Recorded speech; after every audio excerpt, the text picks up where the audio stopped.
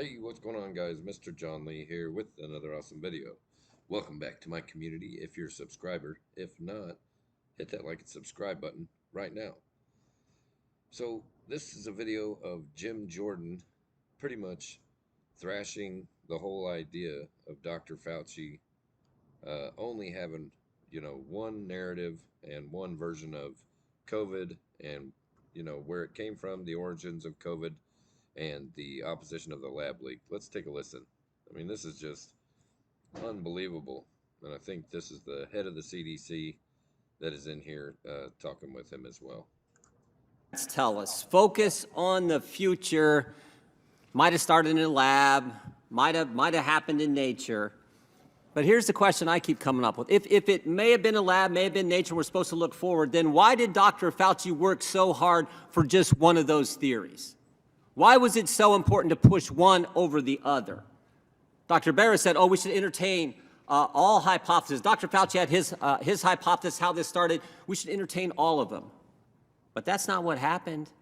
That is definitely not what happened. 3 years ago, if you thought it came from a lab, if you raised that, you were called a nut job. You got censored on Twitter. You were blacklisted on Twitter. You were even called a crackpot by the very scientist who in late January sent emails to Dr. Fauci and said it came from a lab.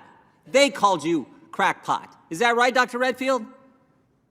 I think the most upsetting thing to me was the Baltimore Sun calling me a racist because I said this came from a Wuhan lab. Dr. Redfield, you ran the CDC and you were on the coronavirus task force. Is that right? Correct. That was formed on January 29th, 2020. Is that right? Correct. 2 days later, Dr. Fauci gets an email from Dr. Anderson which says what? Virus looks engineered, virus not consistent with evolutionary theory. Is that accurate?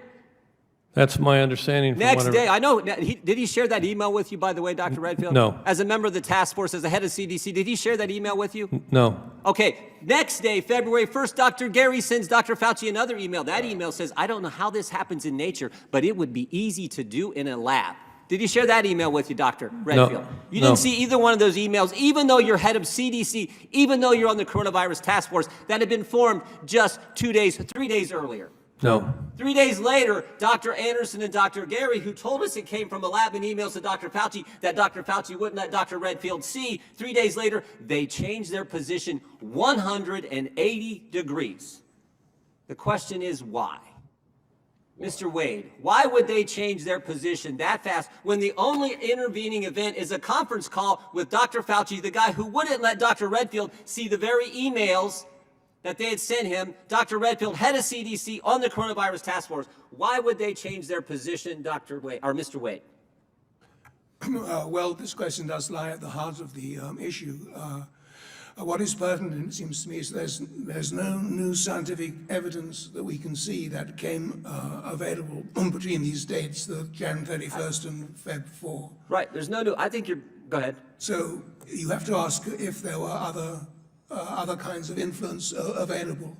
Now, it is true that Dr. Fauci and Dr. Farry in London were very powerful research officials, and between them they control. I read your testimony, I saw that. Yeah. So why don't you cut to the chase and tell them what you really think was the reason? I don't know what the reason was. I know what it was.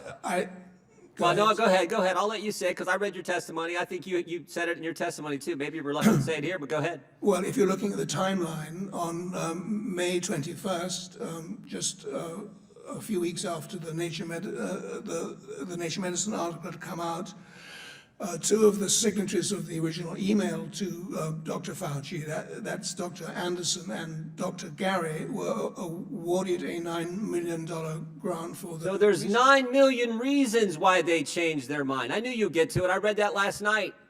3 months after, so 3 days after they say it came from a lab, they changed their position, and the only intervening event's a conference call with Dr. Fauci and Dr. Collins. Again, a call that Mr. Redfield was not allowed to be on, the head of CDC and on the coronavirus task force. And then 3 months later, shazam, they get $9 million from Dr. Fauci. Well, isn't that something?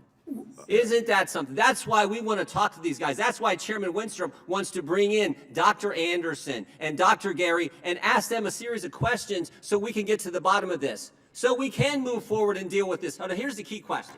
Look, I'm just a common sense guy from Ohio. I majored in wrestling in college, but I got a degree in economics. You're supposed to get a degree when you go to college. I got one in economics. And one of the things they tell you about is a thing called opportunity cost. So when you're spending your time making sure that the country believes only one of these theories, you could have been doing what Dr. Redfield was doing in our government, trying to figure out how we deal with this virus. And what was Dr. Fauci doing? He was trying to cover his backside, and everybody knows it. And that's a part that ticks us off, because this is the highest paid guy in our government getting all kinds of money to tell us things that were not accurate. Because we now know U.S. tax dollars went to a lab in China, a lab that was not up to code, a lab that was doing gain-of-function research, and that's where this thing most definitely came from. And Dr. Fauci had to prove, no, he can't have that news getting out. And that's why he did what he did, to the exclusion of a brilliant guy running our CDC, kept him out of the loop. Keeping him out of the loop probably potentially could have harmed America. That's the thing that ticks us all off. And that's why, Mr. Chairman, this hearing is so darn important, and we get to the bottom of really what happened. I yield back. Wow, Jim Jordan on Dr. Fauci and the origin of COVID. Woo! Like and subscribe, bitches.